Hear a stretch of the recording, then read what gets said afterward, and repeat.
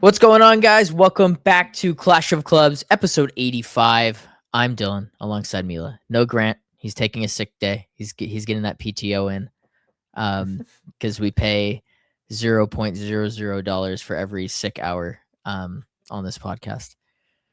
We've been grinding him out today. This is me and Mila's second of the afternoon. It feels like morning still for me because this weather, but the tornado's going to hit LA. Tornado. Yes, I'm telling you, Andrew told me there's a tornado.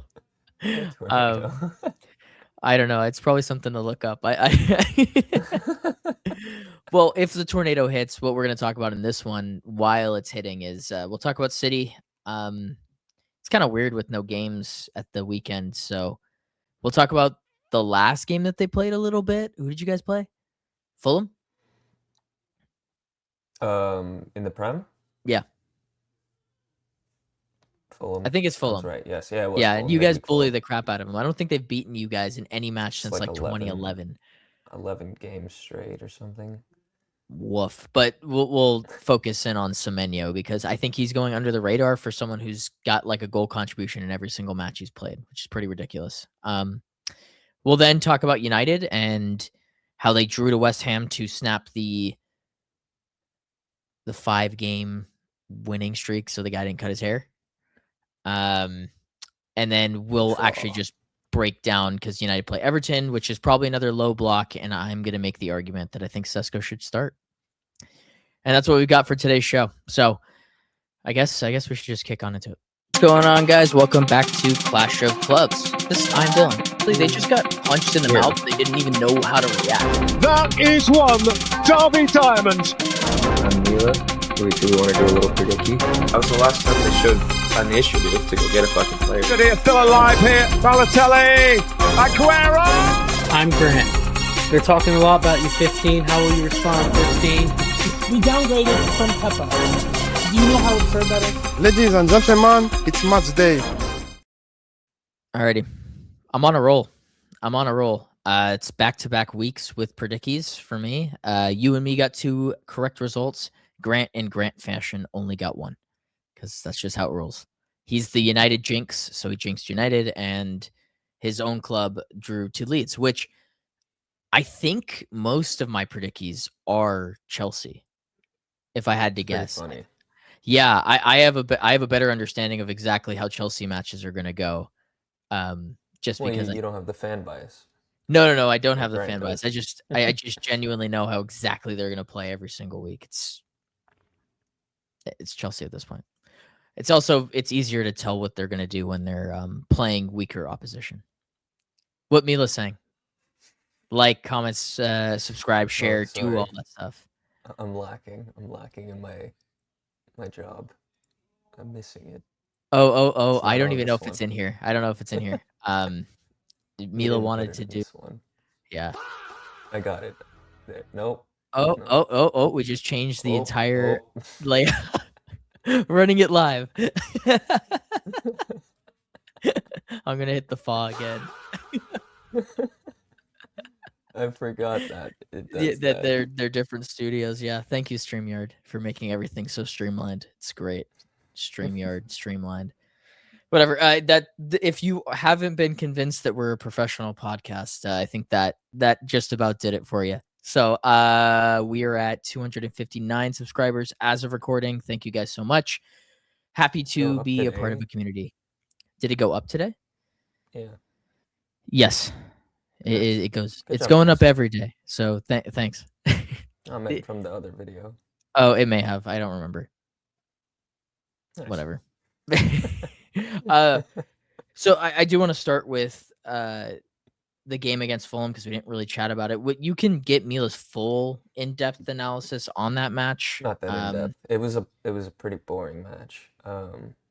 It was a Semenyo show though, wasn't it? Isn't that like? Yeah, it's kind of what it felt like.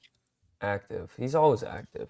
Let me bring it back up so I get a little refresher also. It is weird with the games being so like a week Salford's ago. more fresh on my mind, and that also was pretty boring. So, Semenyo goal and assist, Holland goal. This one wasn't as boring. It was more the Salford boringness weighing on my mind. But this one, we took care of business. scored the goals early in the first half. Semenyo, and then Semenyo sets up O'Reilly. After O'Reilly skied like 4 shots, he finally puts away that beautiful finish. And then Holland gets a really nice finish with an assist from Foden.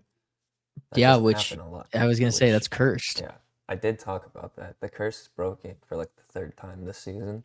I'm just gonna keep saying that every time that happens, hopefully manifesting it. I think, yeah, it was just boring in the sense that we did so well in the first half that we could kind of just coast in the second, and they didn't really feel any need to strive further for another goal. Yeah. Super reminiscent of that United game from earlier in the year where like it was over by half. And so you guys didn't really have to get out of second gear, which is different than the recent game. I mean, the last game that you guys played against Fulham was that crazy like 5-4 almost comeback match. Yeah. So very different crazy. matches. Yeah. I do want to focus in because you guys play Newcastle again, and there's like 40 reviews of the same exact match that that is littered across this channel because played them. you just played them. You're gonna play them again in the FA Cup. It's the Newcastle like there's a chance that you guys play Newcastle and Arsenal for like I think it's a 4th of your season. At least that's what it feels like. Because that'll be your 5th matchup against them. I think, yeah. Holy crap! FA Cup makes it 2. You played them twice in the EFL. You play them twice in the 5. league, and then once in the FA Cup. And there's a good chance you beat them all 5 times. I would hope so. Wait, Is it at home? I don't know if that's. Oh, did you draw? I think we drew 1 or lost 1. Oh, in the It might have beginning been of the early. season, huh? Yeah, at St. James's. Yeah, I'll give them that. We lost 2-1 on November 22nd. Wow, I don't remember that at all. I remember it now. No, anger. Yeah. So let's focus on Semenyo because I think that he has gone. I don't know if it's just because he went to City and there's I think maybe a there's media a bias lot of there. conversation that he would not get the looks that he was getting at Bournemouth. Yeah. That it clearly is not the case. Trying to get his stats just for City. He came in during the Newcastle game or the Tottenham game? 9 games, 5 goals, and some assists to throw in there. Wow. Oh, he came in during the Exeter game. I don't know if I'm Exeter. Yeah. Yeah. So he's got 5 goals, 2 assists in 9 matches for City. Pretty damn good.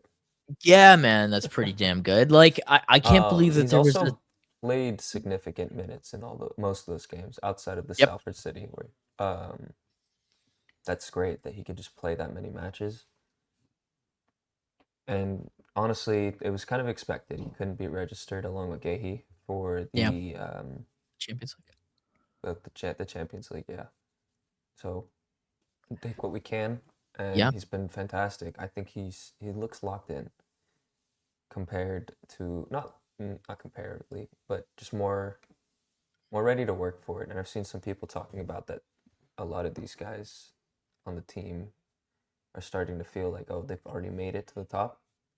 Whereas you look at Semenyo and he's still hungry and fighting to keep going, basically, to keep striving for success.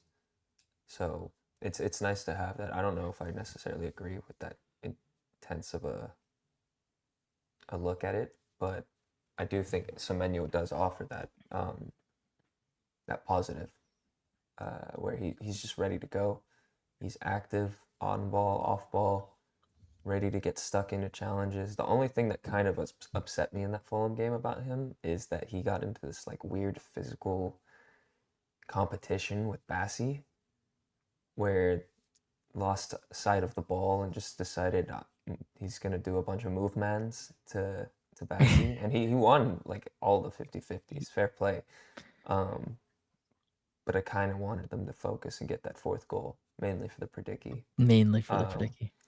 Yeah, but that was like the only thing. Outside of that, his game was phenomenal against Fulham. Yeah, I can't remember the last time that a City winger played 5 Premier League games in a row, like, started 5 games in a row. I can't remember the last winger to do that over the We last 2 don't or have 3 many years. that can do it. Yeah, because Doku Doku's not physically can. available, physically Savia's can't. been getting Poor. beat up whenever he plays, and I mean Foden's he's been hurt. been Yeah, up and down. Foden's not a winger Cherky. also. So Yeah, but, there's like, games he sorry, might play just 5 in the games in a row. formation. Even if he did play 5 games in a row, there's no way he's playing winger all Yeah. 5 of those games. It's So just to play such the role of the winger in our system for 5 games consistently, and I guess you could say that he plays in a striker for some of the it. second striker, yeah. Yeah. Either way, like he just offers so much physicality, speed. It's everything, again, that we talked about when he first came. It's everything that he said he would be when he first came. And to live up to that expectation and summarization of yourself, I think is awesome. He's another outlet. He gives Holland someone to compete with, which is good. I don't think he's complacent, but just having another goal No. scorer. They've joked about how he's coming for Holland's Golden Boot. I think that's good. It's good competition to have. It is. And if they're both competing at the top of the charts for goals, then we're in a really good spot comparatively to the rest of the league, who has trouble scoring goals in open play. Yeah, I mean, it's been important. If he wasn't playing for you guys, like, if you guys hadn't made that signing, you guys would have been in a goal drought, right? Because that was the whole thing, was like Holland was having to paper over the cracks of the offense and things weren't clicking. And then now Semenyo has come in and has been the goal scorer when Holland went through a drought. And now you can maybe see them be at firing in all cylinders at the same time. That's a really important part of the title push comparatively to Arsenal, who don't have those goal scorers. They could have gotten. I keep going back to the idea that Arsenal could have signed him. He was an Arsenal fan. It was very clear they didn't make that signing, and they struggle to score goals. We saw it against Brentford. Like, they didn't make it create chances. They don't have that same type of physical athlete. I make the argument that City have 2 of the best forward athletes in the league. I don't think there's maybe the 2 best forward athletes. I don't think there's many other that I can think of that are that strong and fast and can kill you either in transition or with the ball at their feet. It's pretty impressive. Semenyo's not a great dribbler by any means, but when the ball's at his feet in the box, Actually pretty poor of a dribbler. From what but that's never been in a his City game. jersey. No, but it's just something that he does need to work on. Taking on one-on-ones in some of the scenarios he gets in, it's just too easy for the defender to take the ball off him. Like, he's just putting it too far out in front of himself, or he's just not. I don't know. I gotta like watch it a little more. He just seems to be not the player to beat them in those tighter spaces where he has less space to work with. But like you said, this is expected. But he's also playing at Manchester City now, so it's something that needs to be improved. It's not just, oh, he plays for Bournemouth. It's just not part of his game. Like, it's going to improve. I'm not like concerned about it. It's just something to note. His dribbling has not been good enough lately, but everything outside of that has pretty been dang good, way above average. Phenomenal. I keep saying it, but that's what he's been. And the most important thing again is the consistency, that he just can continue to play and offer us this energy every game. Once we have Doku back, that's going to be interesting. He's almost back. Pep's been talking up Savio again. So we went from having no options to having options, and I can say the same for the center back position. I think him and Gahey are pretty similar in this flying under the radar. They've been freaking great, and they bring us so much stability. So, yeah. Yeah. I knew it was going to be a home run when he signed. That's why I was so mad at it. It's like, it's just the perfect signing for City. He's a perfect kind of Pep player where, like, the work rate is so high, you never have to question if he's going to get back or defend or do the small things well. And if you go back the last 10 games that he's played, he's scored or assisted in 8, or like he has 8 goal contributions in the last 10. Like, that's world class. I mean, that's such a floor raiser for City. When especially you have to play so many games and he hasn't been available for all of the games, for him to be consistent in the games that he's playing, that's so important for City, especially in a title push. All right. This is going to be a shorter episode. I just know it because of the nature of not talking about Chelsea, not having that third team in here, and not having a third voice. But United drew to West Ham on a pretty much last minute equalizer. It was a last minute equalizer from Sesko. Really, I world class finish from Sesko. I've been super impressed by him and his attitude, but the attitude of all the United players, like Cunha did the same kind of thing off the bench for a little bit. Not a great performance from United. I don't think it's as bad as everyone's chalking it up to be. I would say it was tame, and it was their worst game under Carrick, but they didn't do enough to lose. I felt a draw was deserved. Manu marginalized offside. I don't know where the 5 centimeter rule went that Florian Wirtz got, but it disappeared for the Casemiro goal. It was offsides. I don't have an issue with that. I just like bringing it up because fuck Liverpool. But United struggled against the low block, and I think that was your biggest question under Carrick was how are they going to play against the teams that aren't as good or don't play as expansive football, right? They sit back and play they off the don't counter. open up as much for you. West Ham is kind of a special test case just because they are the low block team right now. That's Nuno ball to a T, and they hurt United in a lot of ways. I'm not going to talk about him in this one, but Lenny Yoro saved United multiple times down the stretch there when they went for it. He deserves a shout out, and I didn't do it in my 5 things either, which I feel bad for because he was shout out Lenny. But that goes to the idea that United have guys off the bench now that want to be here, want to compete, want to make things theirs, and even if they aren't starting, they are still coming off the bench and having impact, which I couldn't have said less than 6 months ago. Yeah. All right, let's talk about Sesko though, because I think it's time for him to start. This is his second late winner / equalizer for United coming off the bench. But in general, United have struggled against low blocks because they don't have someone to break them and beat them. Sesko is such a physical athlete that I think that's why I want him to start these games. Like we play Everton at the weekend. Everton will probably play a lower block, right? That's also Moyes. What have you seen from Sesko, and do you think that he's the answer to the low block situation? I definitely agree with your justification for him starting. That physicality against these low blocks is something that just, if you swing one in, he can win it. He's going to be the one to win the header. And, he can hold his own inside the box. So for a tough game like this where they're not really going to give you much, you just got to utilize your creators and Bruno and try to either funnel them into Sesko or just use him as kind of a wall to bounce off of so that you can find these holes in that back line that compact back line that they're gonna have. Yeah. I think it's kind of a tough call because when you bring in Sesko, someone's got to drop. And so the question is who? I think it's going to be Cunha. Because that makes sense. Yeah, you just play Mbumo off the left would be my thought. Cunha's also just he's good off the bench. He has no problem coming off the bench. He gives it 110% whenever he's on the pitch for you guys. So I think if there's ever a player to have as that super sub, he's been a very good super sub this season. Yeah, that's not saying he's not quality enough to start every game, but it's good to have a player that'll sacrifice a little bit so that you guys can perform to the best as a team rather than him just get on the light. I mean, this would be less of an issue if United just weren't shit in the other competitions. Like, they didn't need to lose to Grimsby. They did. Yeah. They didn't need to lose that game to Brighton. They did.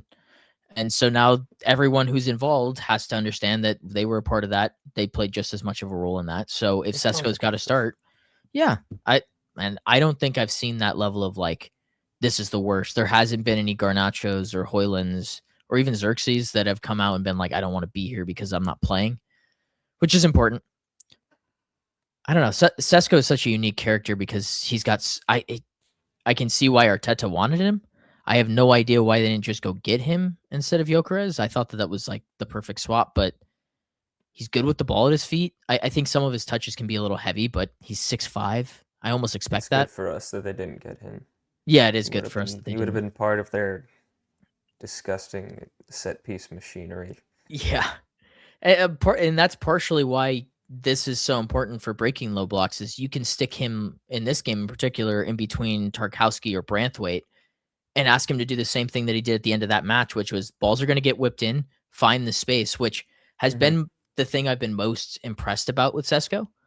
Is his IQ is actually really high, and I think that's going under the radar. Like, there's a reason why he's got to be leading us in shots per game per 90, because he's getting in the right spots and then just having the shot. The ball has not gone in, and that's the only thing that he's got to work on. Repetition. You just got to find his shooting boots, I think.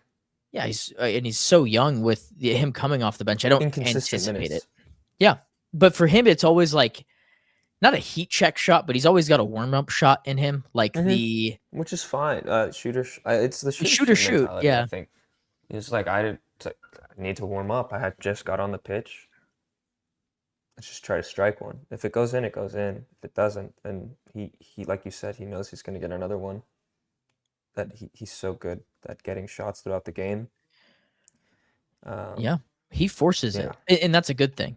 Like all strikers should force shots. Like if my striker's not taking shots, that's a bigger indication to me that they aren't doing well. Like if a striker misses, that's one thing. Like Igor Thiago against Arsenal, he was missing shots. That might just be a quality thing, but his IQ and his ability to get into spaces to get those shots off, that's high. And Sesko's the same way comparatively to, like, there's some strikers in the league, and Højlund was like this. I'm going to use him as the comparison because I think they're pretty similar in terms of their structure around him, where they, like, Højlund would go through matches and not have a single shot. And I don't know how that's possible as a striker. Like, one, it could be service, sure. But the other thing is, like, you're just not getting in the spaces to get a shot. And that's a bigger concern. Whereas, like, Sesko in this West Ham match, immediately got a shot within his first, like, 3 minutes of being on the pitch, and then he gets the goal. Both being on just I haven't seen him a lot, spaces. but from what I've seen from him, like, he's very comfortable playing one touch, or at least trying to.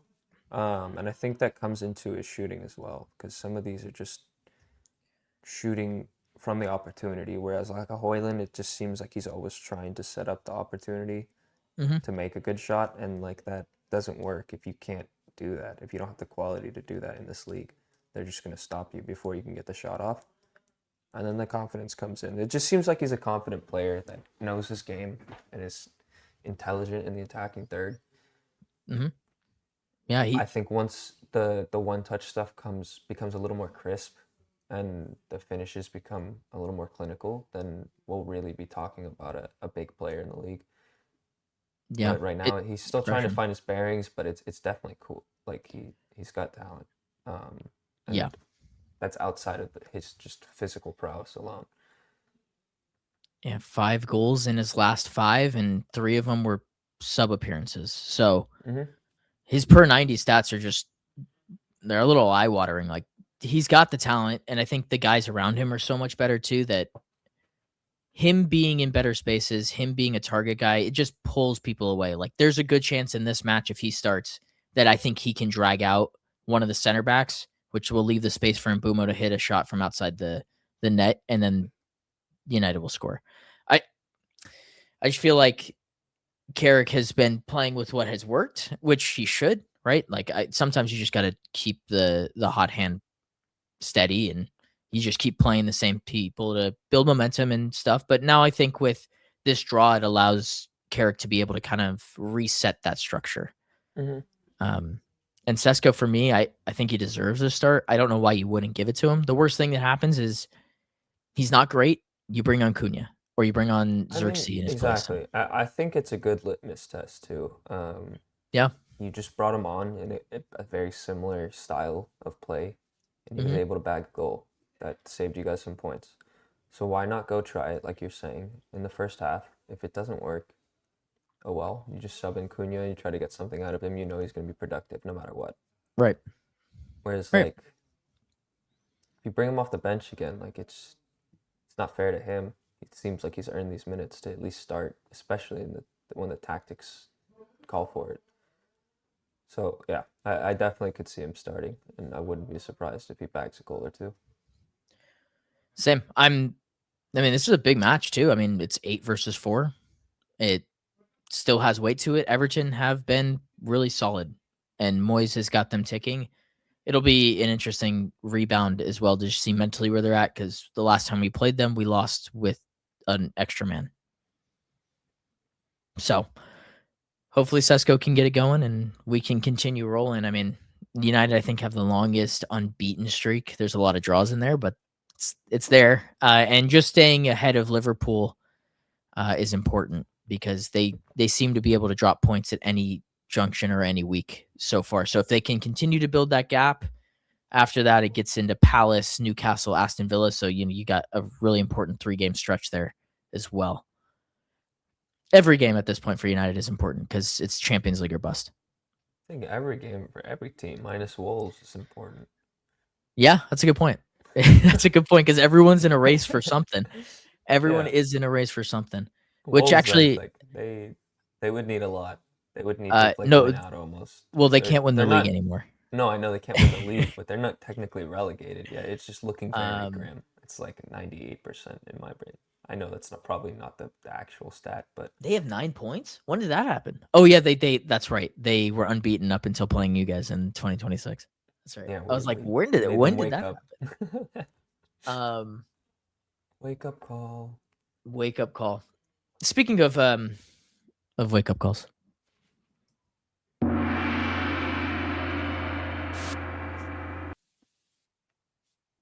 Got to give it a second. Extra time. Yeah, me and Grant did a video talking about the 2 managers that got sacked. You were not on for that one. Do you want to Nope. About Frank at all? Nope. Okay, then we'll just go straight in. This is the biggest game on the slate, and that's why it's extra time, is the North London derby. It's important from an Arsenal perspective because City are right on their ass. It's important from a Spurs perspective because, one, they have a new interim in, Igor, and they are also only 5 off the drop. So a loss here with the West Ham win, and it gets all sorts of jumbled at the bottom where they could be in big trouble. Do you want to start with Arsenal? Because I think their path to victory is a little easier. Yeah, we could talk about them for a little bit. And then we can go into Spurs and how we think they line up under Igor. So Arsenal's path to victory is play their game against Spurs are awful, and they're banged up to shit. They don't have Romero. Yeah. These are all proper points. And it's at. Wait a second. I actually have no idea where it is. Oh wait, dude, they have a midweek game also. Let's not forget about that. They play Wolves. I know. The Wolves have nothing to fight for. All they have to do is go out there and tackle hard. Yeah, no Havertz, no. Yeah, that's what I was trying to look for. I'm assuming. I'm missing. Saka had to play midweek. Calafiori is he picked up before the game started in the FA Cup. That's why Saka played. So I assume that they'll go. I'd have to assume they rotate midweek and then they play full strength. Ben White is out. Weekend. He got hurt too? Oh yeah, he did get hurt. So Odegaard, Marino out. Eze played well. Havertz out. So yeah, it's gonna be pretty straightforward. I feel like. Yeah, Zubamen. It'll be Raya, Timber, Saliba, Mascara. Oh, wait, Gabriel. Hincapié. Yeah, Gabriel, Saliba, Hincapié. And then Zubamendi, Rice, Eze, Trossard, Saka, Gyökeres would be my guess. Unless they play Gabby Jesus. Saka hasn't been starting. He started this FA Cup game. That's why I was thinking that he rests against Wolves and then plays at the weekend. It could be the opposite. He could start midweek and then not play. 62 minutes at Wigan Athletic. Yeah, at home, which is ridiculous. For somebody who was hurt, he played 62 minutes in an FA Cup game. They were up 4-0 at half. That was Noni. I clicked the wrong one. Oh, okay. Saka did start, and he definitely played big minutes. So he at least played a half. Oh, because he played midfield. That's right. Mm-hmm. Played a half. He just played a half. Yeah, so Lebo was hurt or was sick. He played like a half, maybe more. I don't know. They didn't really It's need them pretty to box play either. standard stuff for Arsenal. Get a corner. It's more so, yeah. It's I don't have anything to say about them. I don't know why I agreed to this. Well, I just don't. I don't really know. It's kind of like Suck about Spurs. When United played them. Like Spurs are just a bad team. So if you take care of business like they should, it should be 3 points. Yeah, it should. It should be. The only thing is that it's a derby, and that we'll talk. That's It's more a of a Spurs. derby. That's more of a Spurs thing, and then let's get into that There's Spurs pressure thing. building. There's definitely pressure building. There is pressure building. Can we do the 3-4-1-2? 3-4-1-2. Yeah. Is that possible on there? Oh, And for reference, there we go. Igor Tudor, the new interim coach for the next couple of months at Tottenham, he plays a 3-4-2-1 formation or a 3-4-1-2 formation. Dylan and I looked at the squad that they have, and just looking at it, I think the 3-4-1-2 makes more sense for the personnel. Yeah. So we're gonna go and break that down, and hopefully we can help Tudor make a squad that's gonna beat Arsenal, or at least take some points off them. Do we start with the guys that we know can play? Yeah, definitely. Okay, like Vicario is in that. Vicario's gonna be in, yeah. Van de Ven. Van de Ven. Probably. This is Xavi Simmons. In the 10, yeah. And then Solanke is one of the strikers. Mm-hmm.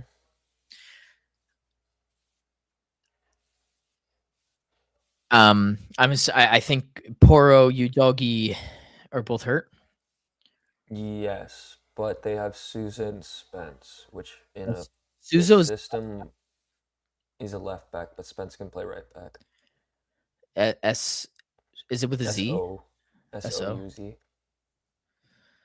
Suzo. Yeah, he was. You know, when he came on against United, he wasn't bad. I don't really have a whole lot of tape on him to really know if he's got anything. And then you think this will be Spence?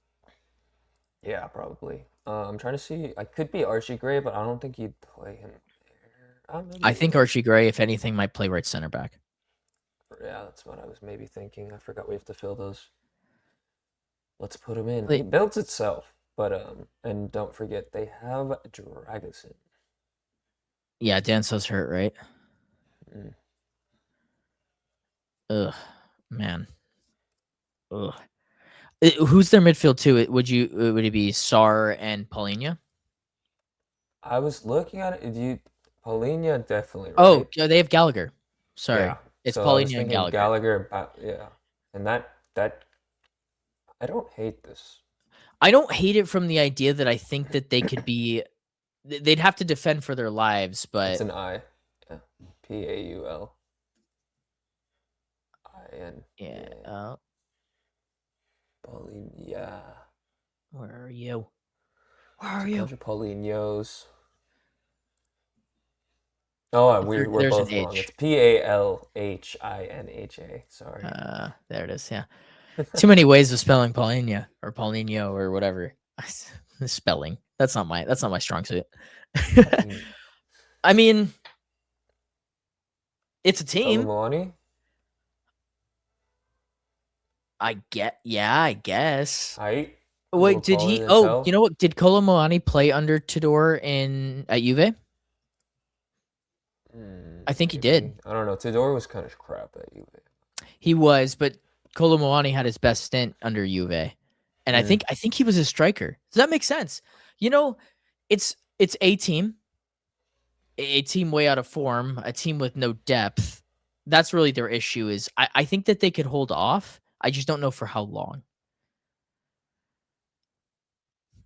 You're gonna ask Van de Ven to be really good, especially on set pieces. They're gonna have to be combative. I think the only way that I don't know. It's a team.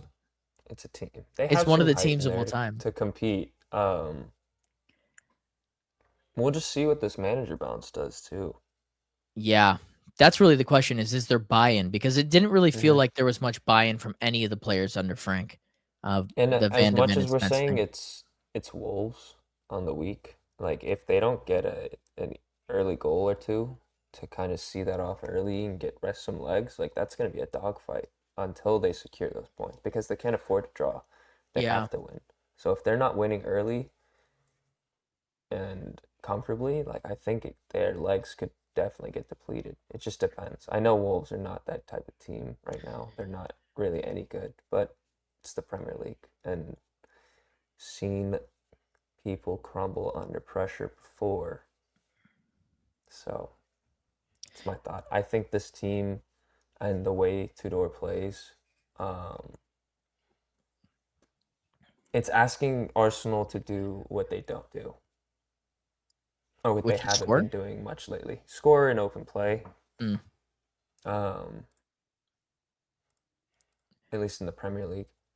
But that's the thing, like it could go very badly, very quickly. So we're gonna see how this works out.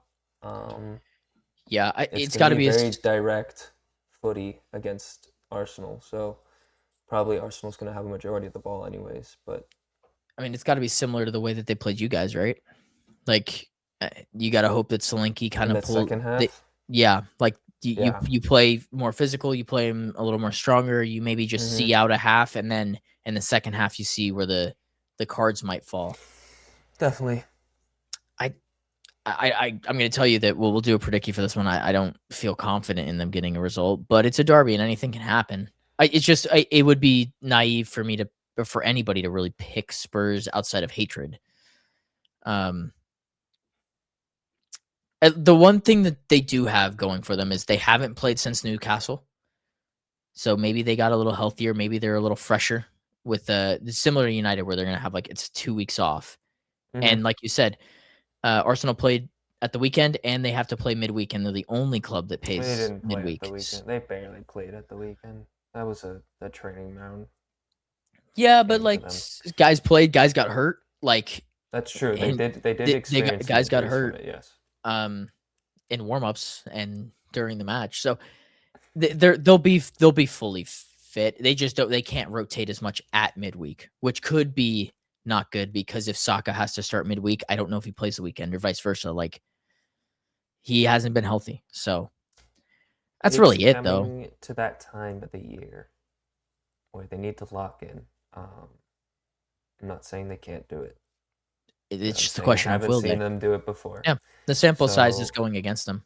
Yeah, so if they're gonna do it, do it. If they're not gonna do it, I don't want to hear it. I think that there's. I mean, we talk about the pressure all the time, but I think that the pressure is mounting on Arteta. You can feel it. The commentators were all over it. Yeah, the reports are coming out. Played Wigan, were up 4-0 at half, and he looked like a nervous wreck.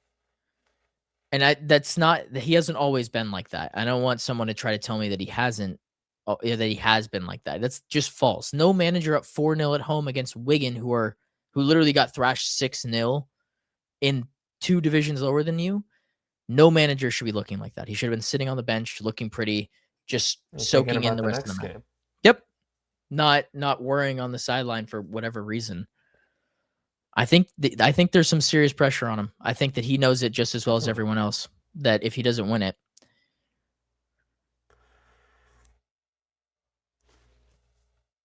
Sorry, I'm goofing around here. I was like, I don't know. You just got really big for a second. When we talked about Arsenal, I just had to zoom you in so that people know that you're like the propaganda of hate. I don't want to be a propaganda of hate. Propaganda of misfortune? Propaganda of being correct. And knowing what I'm saying. Knower of hate instead of propaganda? It's not propaganda if you're right. Exactly, I guess. All right, let's wow, this has got to be the shortest episode in 4 months. And it's because you guys had Facundo. Yeah, there was not. Well, that wasn't even an episode. That was just those were just videos. Video. Yeah. Okay. So if you want to hear us talk about that stuff with Facundo and some of the mounting Arsenal pressure, there are videos that came out this week about how will they bottle it. It was more positive. You guys missed it. You guys, when you guys talk, it's so funny because when it's him alone, it's not that bad. When it's you alone, it's really not that bad. But we put you guys in the same podcast, and it's like this. There's just this rage bait element to you guys. I'm conditioned to not like Arsenal for a majority of my life. So, Oh, it's great. It's great. shout out to all my Arsenal fans. All of them are weenies. All of them, or I think most of them have been on the pod. So, I think, yeah. I got a lot more than that. Unfortunately. I'm sorry. Yeah, I try to avoid them if I can. All right, let's do predicties and then we'll get out of here. Grant will give us his on the back end and I'll submit them later. But there's 4 this week. We're gonna do the first one, which is City versus Newcastle. City at home. I'm gonna go Newcastle suck. 3-1 City. Man of the match. Marmouche. Because I don't know not? I don't know if he's gonna play, but he'll play for a bit of it for sure. I just need him to be really good in the minutes that he plays. Man of the match. What am I doing? I actually don't think Colin. Well, he might play. If he's fit, he'll play. But he's dealing with a little injury. So is Bernardo. So that's interesting.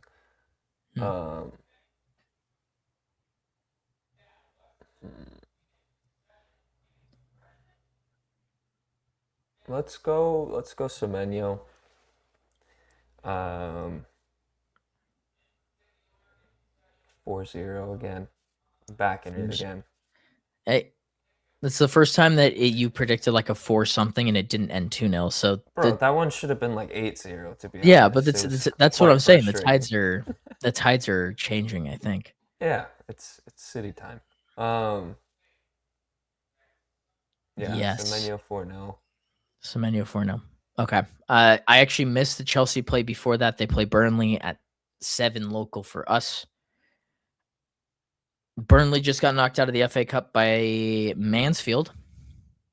Yeah, they're a weird team. They're for sure a weird team. They play pretty well against the good teams, though. I would say. I don't think they've gotten results. I want to say off the top teams. Their last Premier League game, they beat Palace. So with that weird game where it was 2-0 Palace, and then they scored 3 in the first half. I just can't, with the way that Chelsea have handled the bad teams of recent. I can't see them coming away with the result. So, but to your point, I think it'll be more difficult because I think that Chelsea have played with their food in a lot of those games. Like Wolves, it was 2 Palmer pens. West Ham, they were down 2-0. Leeds just took them to a draw. Chelsea have an inability to put teams away in those matchups. They let them kind of hang around. Away, and I think is the main thing is what I was harping on. Like they're not really competing to win these games, but they're not getting thrashed in these games.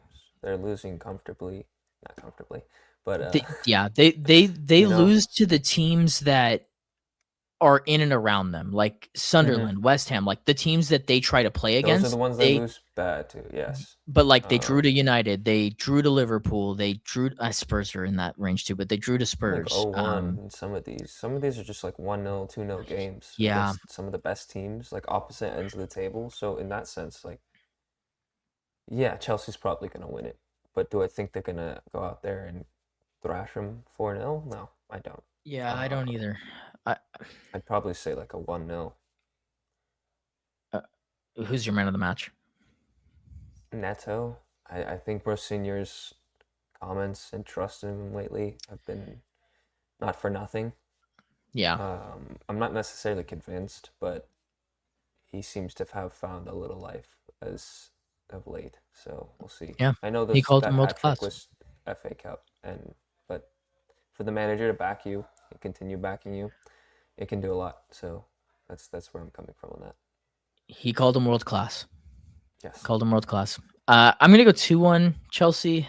I haven't seen them be consistent enough at keeping clean sheets for me to pick that, even though Burnley haven't been good going forward. And I'm gonna go with João Pedro.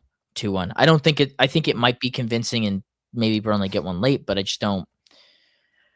don't feel the Burnley give them as much of a fight more if they just keep themselves in the match. And then the next match is on Sunday, and that's the North London derby. Spurs at home. Oh, Spurs are at home. I think so. At least that's. I thought Arsenal were at home. Yeah, no, the Tottenham Hotspur Stadium. So that actually should make you pick Arsenal even more if you were going to pick Arsenal. Under Frank, they were not a good home team. Oh, that's a good point. New manager. Yeah, I'm gonna hope for a new manager bounce. Tired legs from the Wolves game. 2-2. 2-2. Yeah, I'm ahead in the Predicky counter by 4. Yeah, who's your man of the match?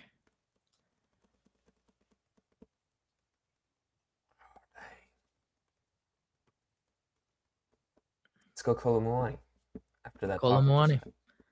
Yeah, I'm ahead.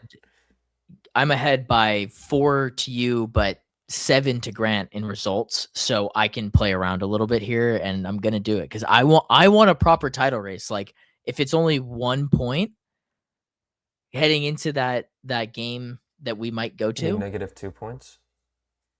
Oh, right. That would be really cool. And I would appreciate that. So I'm also going to take a draw. I'm going to take a 1-1. I think both teams are crap at scoring the ball. And I'm going to take Solanke to be my man of the match. Because when Spurs are good, it's because Solanke is good, not the other way around. And then the last Predicky that we have to do is United taking on Everton. And I believe it is at not Goodison. Yeah. What is their new stadium is called?